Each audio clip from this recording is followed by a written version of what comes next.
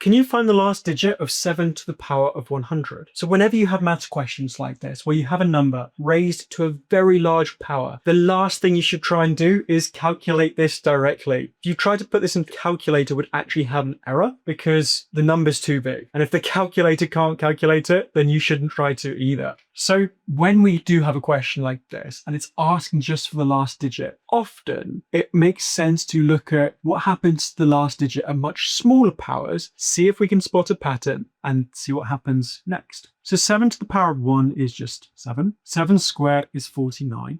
7 cubed, it's going to be a little bit difficult to work out. All we need to do here is multiply the units digit by 7 to get the last digit. So 7 times 9 is 63, so it's going to end in a 3. And then 7 to the power of 4, again, we multiply this by 7. But again, the only thing that changes in the units digit is that we're just doing 3 times 7, so it's going to end in, which is 21, so it's going to end in a 1. And then 7 to the 5, 7 times 1 is just 7, so the units digit is going to be a 7. So then we've got this pattern, we've got 7, 9, 3, 1, and then we'll do 7 to the 6, we'd multiply the units digit by 7, which would mean that it ends in a 9 again, and then it'll go 3, 1, 7, 9, 3, 1. So this 4-digit sequence is just repeating. And because 100 is perfectly divisible by 4, we know the fourth, when every multiple of 4, fourth digit in the sequence is going to be a 1, then we can say with certainty that our 100th digit is going to also be a 1. So the lesson here is you can avoid calculating massive powers by remembering that when we raise things to the power,